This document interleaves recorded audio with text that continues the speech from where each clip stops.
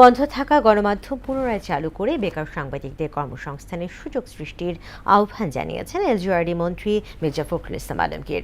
আর তথ্যমন্ত্রী জহিরুদ্দিন স্বপন বলেন, ফ্যাসিবাদোত্তর বাংলাদেশে গণমাধ্যম কমিশন শক্তিশালী ভূমিকা পালন করবে। দুপুরে সংবাদপত্রের কালো দিবস উপলক্ষে জাতীয় প্রেস ক্লাবে বাংলাদেশ ফেডারেল সাংবাদিক ইউনিয়নের আলোচনা সভায় এসব কথা বলেন দুই মন্ত্রী। আরও জানাচ্ছেন MR আসাদ।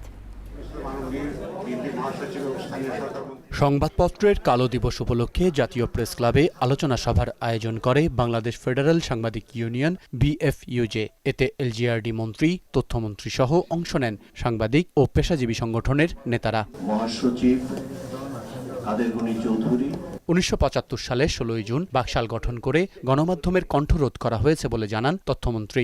বাকশাল গঠনের প্রতিক্রিয়া যেভাবে ছড়িয়ে পড়ছিল, তাদের ধারণা হয়েছিল যে গণমাধ্যমকে গলা টিপে হত্যা না করতে পারলে চতুর্থ সংশোধনের এই 20 বাক্য থেকে ক্ষমতাসীনরা রক্ষা পাবে না। একটা গণমাধ্যম কমিশন এবং তার কোয়ার্সি জুডিশিয়াল ক্ষমতা সহ একটা প্রতিষ্ঠান দাঁড় করে ফেলতে পারি আমরা, তাহলে এই প্রতিষ্ঠান হবে বাংলাদেশে ফ্যাসিবাদ উত্তর বাংলাদেশের নতুন যাত্রার সবচেয়ে শক্তিশালী প্রতিষ্ঠান।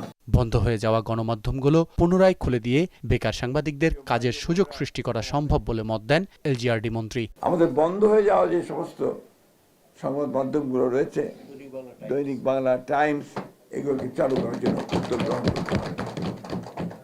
এমনকি যদি বিচিত্রাও সম্ভব হয়, আমার মনে হয় বিচিত্রাকে চালু করতে হবে। সমাজকে ইতিবাচক রাস্তা থেকে ভিন্ন পথে নেয়ার ষড়যন্ত্রের বিরুদ্ধে সবার ঐক্যবদ্ধ প্রচেষ্টা প্রয়োজন বলেও উল্লেখ করেন মির্জা ফখরুল।